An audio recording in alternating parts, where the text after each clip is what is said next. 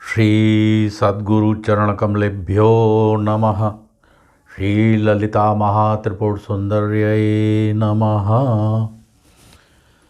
साधक वृंद, इस वीडियो श्रृंखला के प्रथम भाग में हमने गुरुमंडल देवताओं के पूजन के विषय में चर्चा की थी। इस वीडियो में हम श्री विद्या सपर्या के अंतर्गत अन्य किन किन देवताओं का पूजन किया जाता है क्रमवार इसकी चर्चा करेंगे। पूर्व के वीडियो में हम श्री चक्र, जिसे श्री यंत्र भी कहा जाता है, उसकी चर्चा कर चुके हैं। सामान्यतया पंचदशी अथवा षोडशी से दीक्षित साधक श्री यंत्र का पूजन निश्चित रूप से नित्य प्रतिदिन अवश्य ही करते हैं। विशेष पर्वों पर नवावरण सपर्या, जिसे महापूजा भी कहा जाता है, वे संपादित करते हैं। यहाँ हम महापूजा की विधि की चर्चा नहीं करेंगे, क्योंकि यह गुरुदेव की आज्ञा के तथा उनके मार्गदर्शन के द्वारा ही विधिवत रूप से संपन्न की जाती है। बिना सीखे पुस्तक से देखकर यह पूजा नहीं करनी चाहिए। यह एक बहुत लंबी अवधि की पूजा पद्धति है, जिसमें कम से कम 6 घंटे का समय लगता है। इस पूजा की विशेषता यह है कि पूजा प्रारंभ करने के पश्चात साधक इसे पूर्ण करके ही उठता है, क्योंकि इसमें बहुत ही आनंद आता है तथा समय का भी भान नहीं रहता है। साधक पूर्ण रूप से इसमें मग्न हो जाता है। इसमें अन्य देवताओं के साथ श्री यंत्र के नव आवरणों का पूजन भी किया जाता है, या यूँ कहें कि श्री यंत्र के नव आवरणों में प्रतिष्ठित जो देवता हैं, जो शक्तियां हैं, भगवती के संपूर्ण वे परिवार माने जाते हैं, और उसी परिवार का पूजन उसमें किया जाता है। इसी कारण से श्री यंत्र को यंत्रराज भी कहा गया है। श्री यंत्र के रहस्यों की चर्चा एक संपूर्ण वीडियो में प्रस्तुत करने का प्रयास भविष्य में हम करेंगे। इस वीडियो में हम श्री यंत्र का लघु परिचय देना आवश्यक समझते हैं।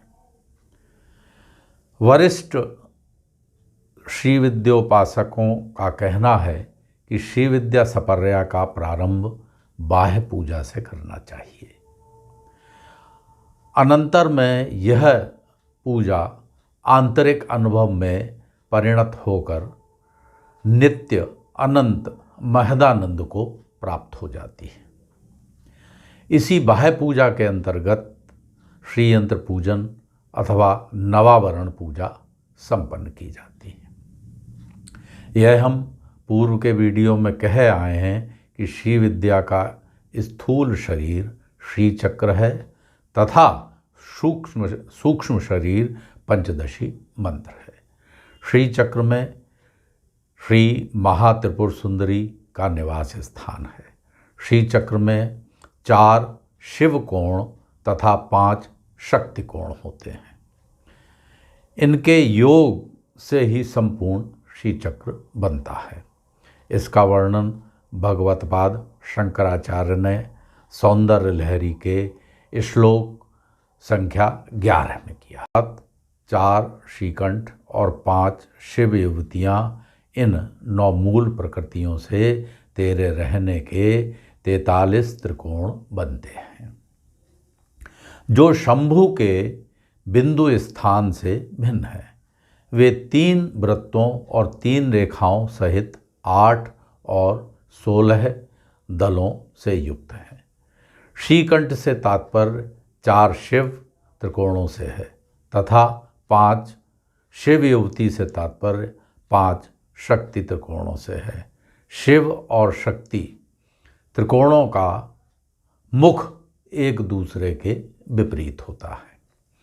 इनके योग से कुल 43 कोण बनते हैं। मध्य में एक बिंदु होता है। प्रथम मध्य त्रिकोण के बाहर चारों ओर द्वितीय स्तर पर 8 कोण बनते हैं, जिनको अष्टकोण कहते हैं। तीसरे और चौथे स्तर पर 10-10 कोण बनते हैं, जिन्हें अंतर्दशार और बहिर्दशार कहा जाता है। उनके आगे 14 कोण बनते हैं, जिन्हें चतुर्दशार कहा जाता है। इन सब का योग कुल 43 होता है। इन 43 कोणों के बाहर प्रथम वृत्त पर अष्टदल पद्म और उसके बाहर द्वितीय वृत्त पर षोडश दल पद्म होता है। षोडश दल पद्म 3 वृत्तों से घिरा है। सबसे बाहर की ओर 3 रेखाओं का चतुष्कोण है, जिसे भूग्रह अथवा भूपुर भी कहते हैं। इसमें चारों दिशाओं में 4 द्वार होते हैं। इस क्रम से श्री चक्र के 9 विभाग किए जाते हैं, जिनमें बिंदु प्रथम और मध्यस्थ त्रिकोण दूसरा है। इस प्रकार किए गए 9 विभागों को ही नव आवरण की संज्ञा दी गई है। इन्हीं नव आवरणों में विभिन्न देवता प्रतिष्ठित रहते हैं, देवी शक्तियाँ प्रतिष्ठित रहती हैं, जिनकी क्रम से किए जाने वाले पूजा विधान को ही नवावरण पूजा कहा जाता है। इसको महापूजा भी कहा जाता है।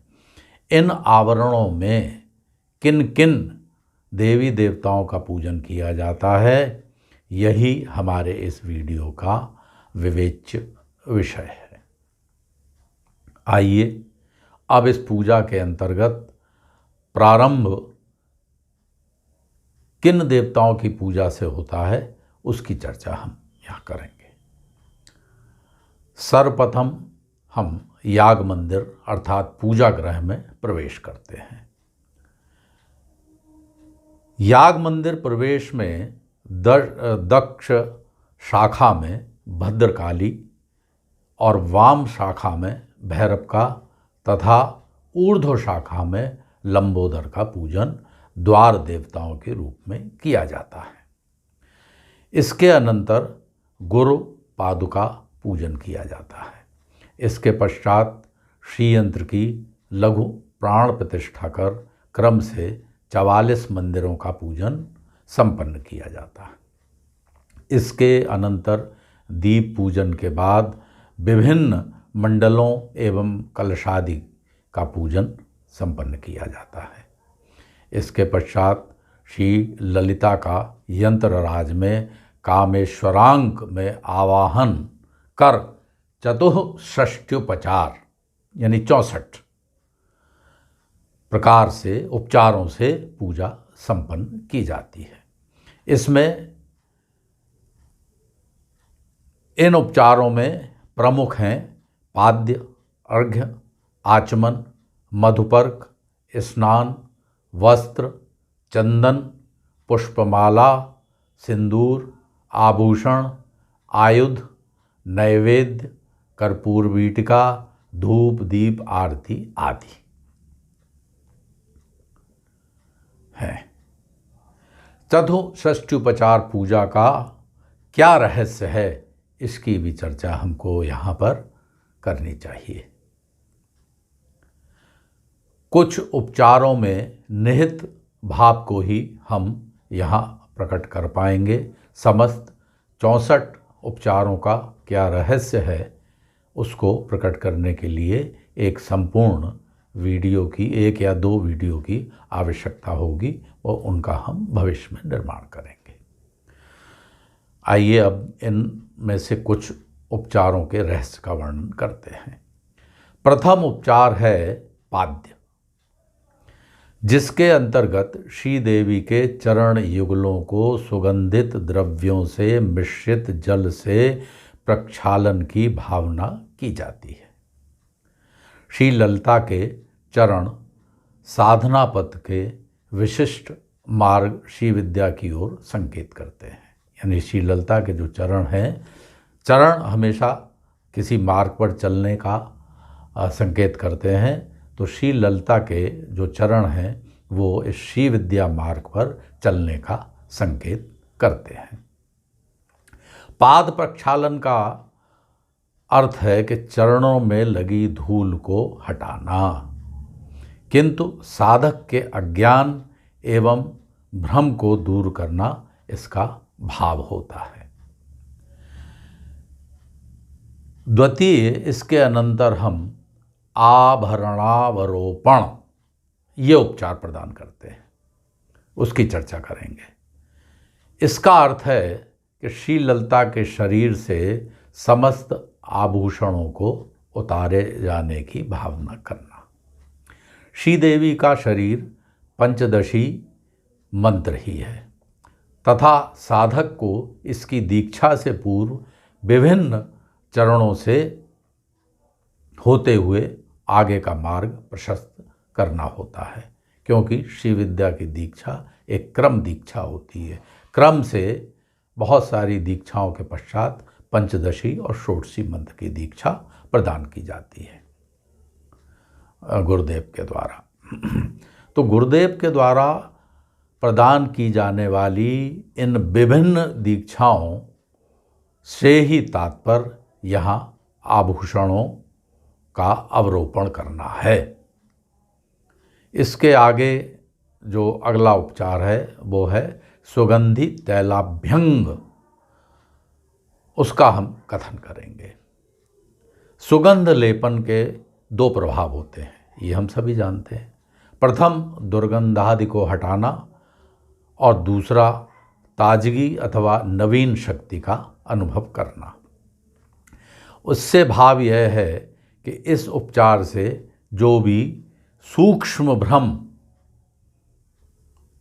क्योंकि सुगंध सूक्ष्म होती है, तो हमारे मन में जो भी सूक्ष्म छोटे छोटे भ्रम रह जाते हैं उनका निवारण करना इस उपचार का भाव है।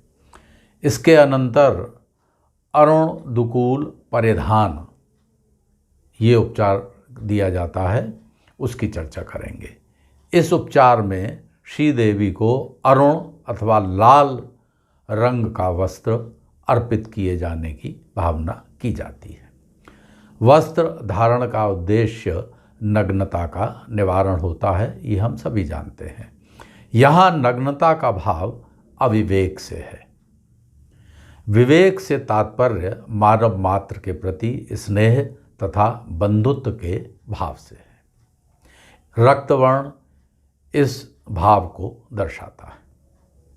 अतः इसका भाव हुआ कि किसी के प्रति द्वेषपूर्ण व्यवहार न करना। इससे अगला उपचार हम लेते हैं चंदना गर कुंकुम मृग मद कर्पूर कस्तूरी गौरोचनादि दिव्य गंध सर्वांगीण विलेपनम। यहाँ पर वर्णित विविध सुगंधित वस्तुएं जिनका यहाँ पर इस उपचार में नाम लिया गया, वस्तुतः श्री विद्या से संबंधित विभिन्न शास्त्रों की ओर संकेत करता है। क्योंकि श्री विद्या का मार्ग कठिन मार्ग है, रहस्यमय मार्ग है, गूढ़ मार्ग है और इसको समझने के लिए हमको श्री विद्या विषयक बहुत से ग्रंथों का अध्ययन करना पड़ता है।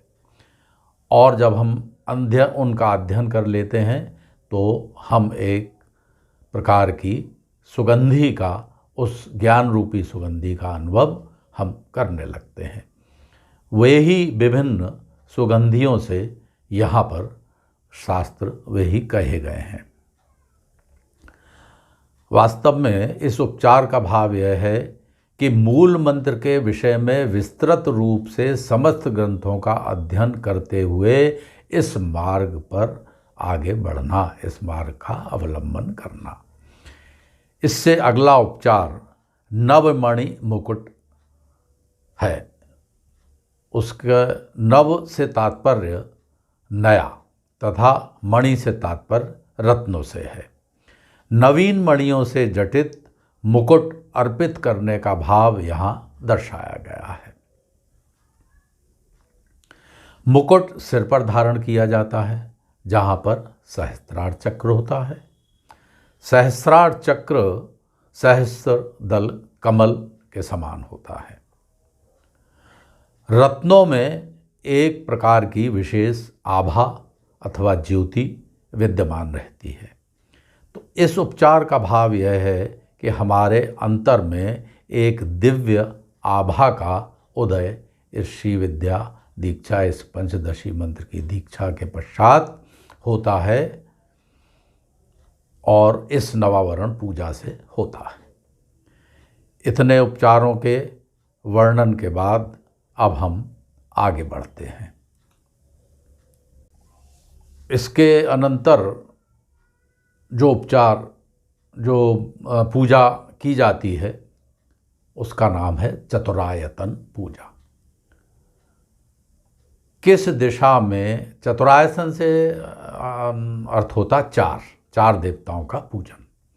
किस दिशा में कौन से देवता की पूजा की जाती है, यह एक श्लोक में वर्णित है, जो श्लोक इस प्रकार है।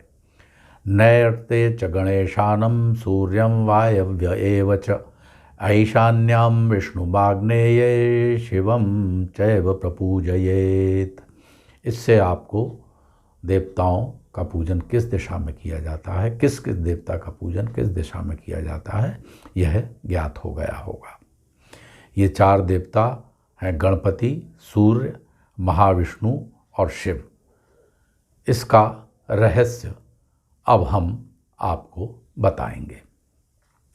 वस्तुतः चतुरायतन पूजा शक्ति पंचायतन पूजा है, क्योंकि इन चार देवताओं के साथ हम भगवती श्री ललिता का भी मुख्य रूप से मध्य में पूजन करते हैं। तो ये शक्ति पंचायतन हुआ, वो हमारी इष्ट है।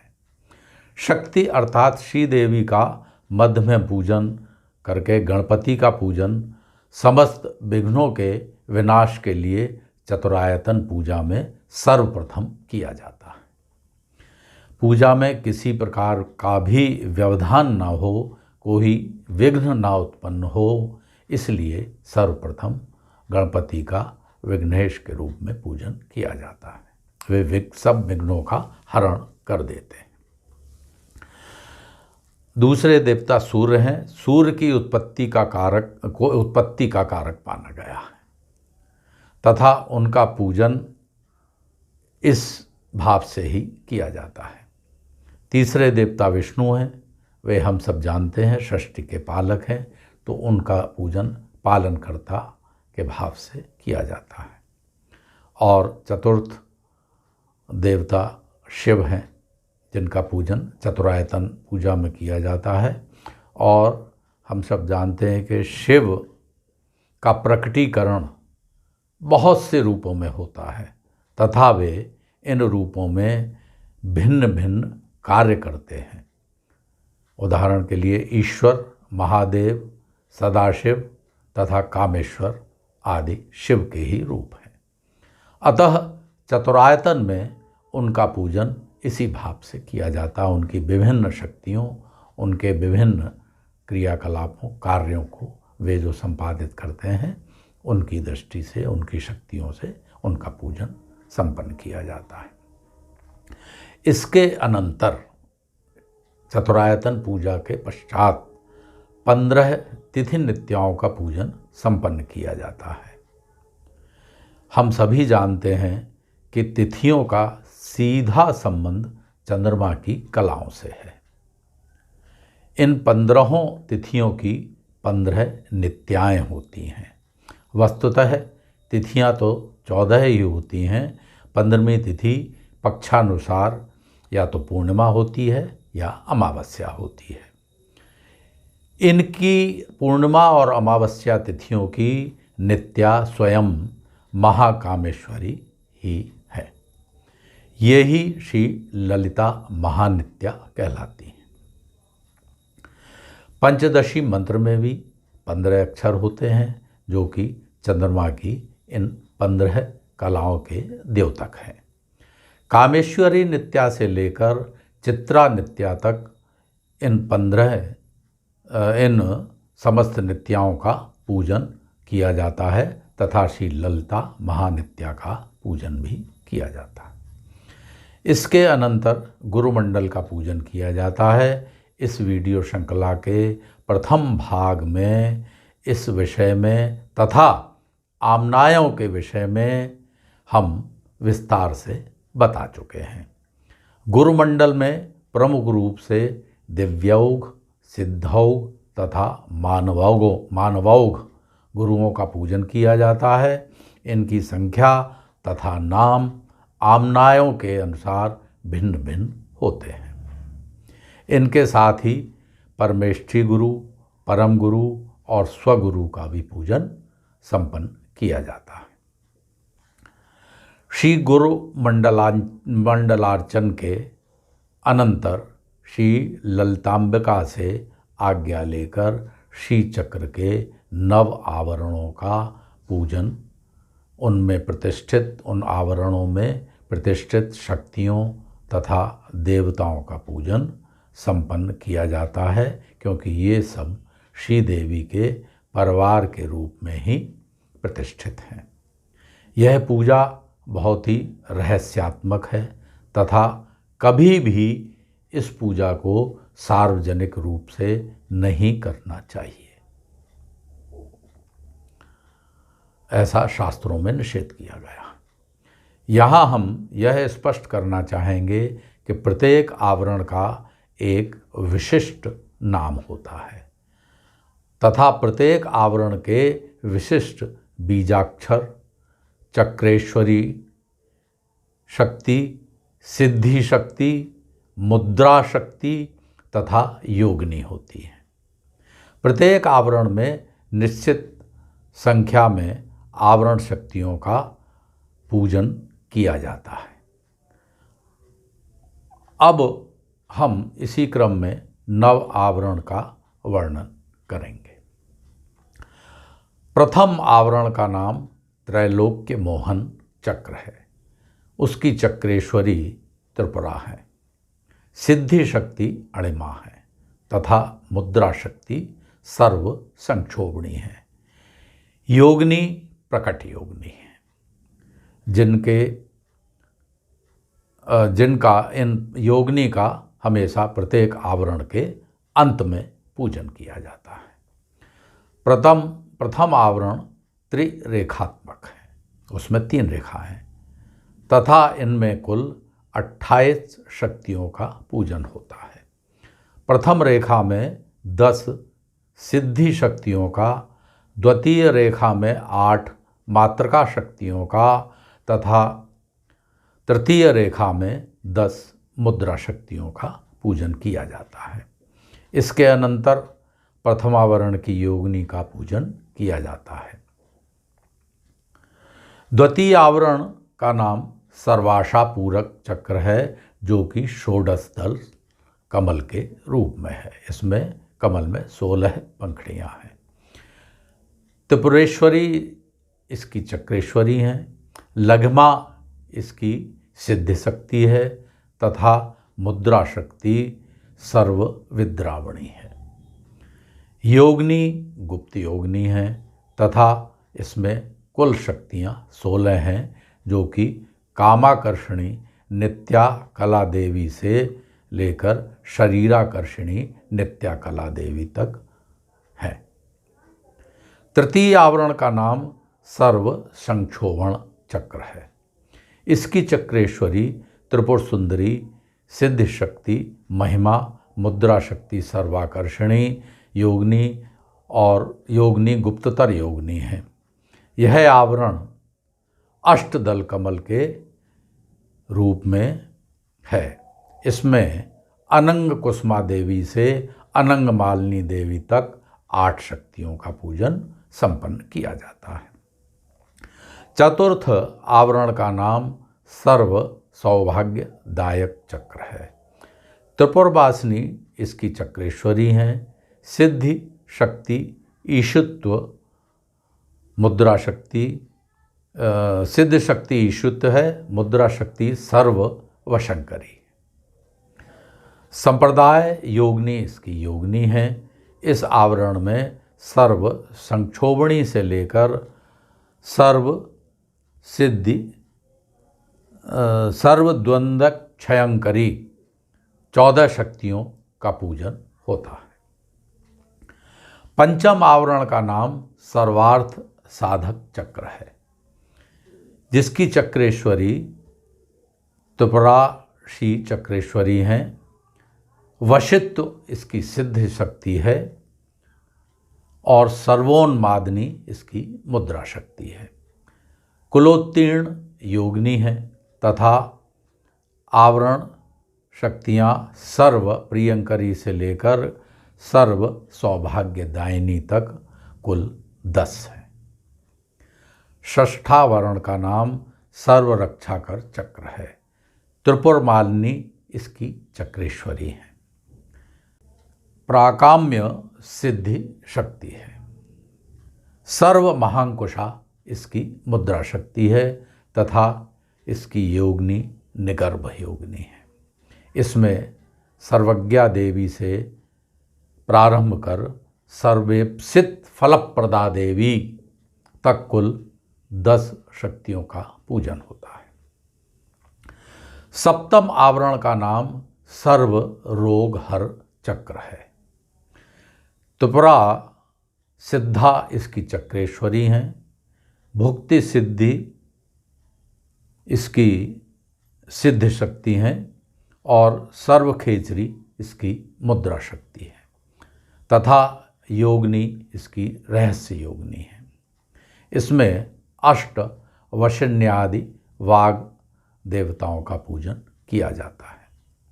अष्टम आवरण का नाम सर्व सिद्धिप्रद चक्र है।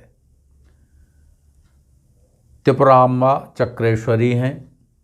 इच्छा सिद्धि शक्ति है, सर्व बीज मुद्रा शक्ति है और योगिनी अति रहस्य योगिनी है।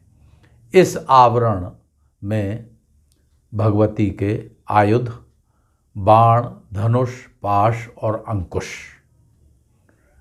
इन 4 आयुधों की शक्तियों का तथा 3 अन्य शक्तियों का पूजन होता है, जो कि ब्रह्मा शक्ति, विष्णु शक्ति और ब्रह्मात्म शक्ति, विष्णुआत्म शक्ति और रुद्रात्म शक्ति हैं। उनका भी पूजन इसी चक्र में किया जाता है, अष्टम चक्र में किया। नवम चक्र का नाम सर्वानंदमय चक्र है। सर्वानंदमय चक्र। चक्रेश्वरी महात्रिपुर सुंदरी हैं। प्राप्ति सिद्धि इसकी शक्ति है। सर्वयोनि इसकी मुद्रा शक्ति है तथा इसकी योगिनी परापराति रहस्य योगिनी है। आवरण शक्ति एक ही है इसमें, भगवती स्वयं। इसी चक्र में श्री ललिता का पूजन हम सभी लोग संपन्न करते हैं। इसके अनंतर पंचका पूजा का विधान है, जिसका विस्तार से वर्णन हमने इस वीडियो श्रृंखला के प्रथम भाग में पंचकम के अंतर्गत किया है। इसके पश्चात अंग, उपांग और प्रत्यंग देवताओं का पूजन किया जाता है, जिसके साथ नवावरण एवं अन्य देवताओं का पूजन संपन्न हो जाता है। इस प्रकार श्री महात्रिपुर सुंदरी के दिव्य धाम श्री यंत्र में सपरिवार उनका पूजन संपन्न कर साधक अपने को बहुत धन्य मानता है और श्री विद्या उसको प्राप्त हुई और नवावरण पूजा महापूजा करने का उसको सुअवसर प्राप्त हुआ। इससे भी वो अपने को बहुत धन्य मानता है, क्योंकि ये दीक्षा और ये पूजा अंतिम जन्म में ही प्राप्त होती है।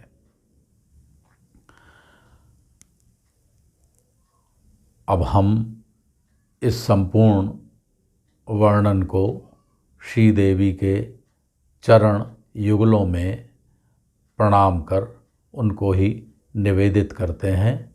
भगवती आप सभी का कल्याण करें, आप सभी का इस श्री विद्या मार्ग में उत्कर्ष हो, ऐसी हमारी कामना है। जय मातेश्वरी, जय मातेश्वरी, जय मातेश्वरी।